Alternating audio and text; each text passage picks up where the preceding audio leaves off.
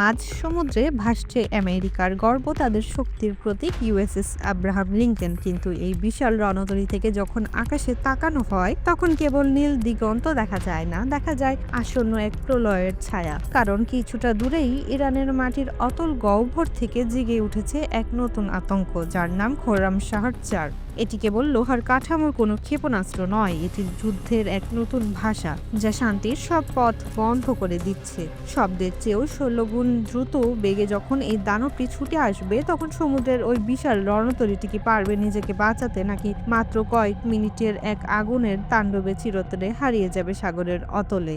আজকের এই কাহিনী কেবল একটি অস্ত্রের নয়, বরং এক ভয়ঙ্কর পরিণতির দিকে এগিয়ে যাওয়া পৃথিবীর। আমেরিকা ইরানকে ভয় দেখাতে মধ্যপ্রাচ্যের সাগরে মোতায়েন করেছে তাদের সেরা নৌবহর। আব্রাহাম লিঙ্কনের অস্ত্রাগারে আছে SM-3 ও SM-6 এর মতো অত্যাধুনিক ক্ষেপণাস্ত্র। তারা দাবি করে তাদের গ্যাটলিং বন্দুক আর ইলেকট্রনিক যুদ্ধ ব্যবস্থা যে কোনো হামলা নস্যাৎ করে দিতে পারে। কিন্তু ইরানের এই নতুন দানব খোরামশাহ ৪ এর সামনে এসব কি কেবলই খেলনা? ২০২৩ সালে ইরান যখন এই ব্যালিস্টিক ক্ষেপণাস্ত্রটি বিশ্বের সামনে আনলো, তখন থেকেই মার্কিন সামরিক বিশ্লেষকদের রাতের ঘুম হারাম হয়ে গেছে। এটি কেবল উড়তে জানে না, এটি জানে কিভাবে রাডারকে বোকা বানিয়ে নির্দিষ্ট লক্ষ্যবস্তুকে ছাই করে দিতে হয়। এই খোরামশাহ ৪ মধ্যপ্রাচ্যের ক্ষমতার ভারসাম্যকে আজ এমনভাবে নাড়িয়ে দিয়েছে যে আমেরিকার বড় বড় রণকৌশল এখন কেবল আওয়াজের ফাঁকা বুলেট ছোড়ার মতোই। এর আগের সংস্করণগুলোর তুলনায় এটি অনেক বেশি অত্যাধুনিক ও নিখুঁত।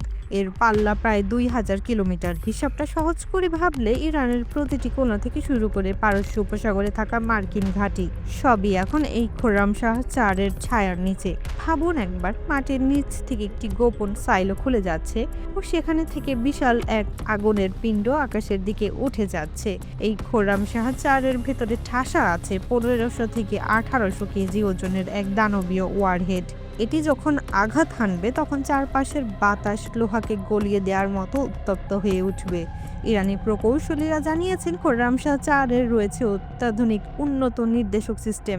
এটি যখন বায়ুমণ্ডলের বাইরে যায়, তখন এর গতি দাঁড়ায় ম্যাক ১৬ আর বায়ুমণ্ডলে ঢোকার সময় ম্যাক ৮।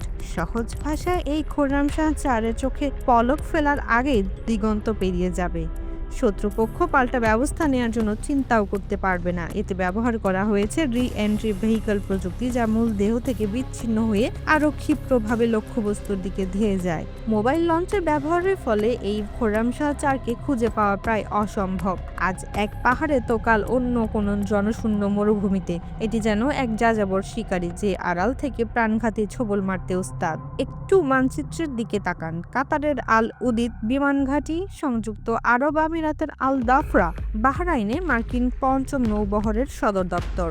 এগুলো কি আর নিরাপদ? ইরান যখন দাবি করে যে থার্ড বা প্যাট্রিয়ট সিস্টেম দিয়েও খোরামশাহ ৪কে থামানো সম্ভব নয়, তখন সেই দাবি কেবল ফাঁকা আওয়াজ বলে উড়িয়ে দেওয়া যায় না। অতি সম্প্রতি মার্কিন রণতরী আব্রাহাম লিঙ্কনের খুব কাছে ইরান তাদের ড্রোন পাঠিয়ে দিয়েছে। তারা বুঝিয়ে দিয়েছে যে তারা সবকিছু দেখছে, প্রতিটি মুভমেন্ট তাদের নখদর্পণে। যখন একদিকে রাশিয়া ও চীন তেহরানের দিকে বন্ধুত্বের হাত বাড়িয়ে দিচ্ছে, তখন শক্তির এই নতুন সমীকরণ আমেরিকার জন্য এক বিশাল দুশ্চিন্তার কারণ হয়ে দাঁড়িয়েছে।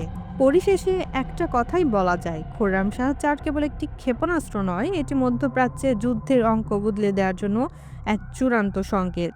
এটি এমন এক অস্ত্র যা যুদ্ধ ঠেকানোর দাবি করলেও আসলে যুদ্ধের এক ভয়াবহ ভয় দেখায়।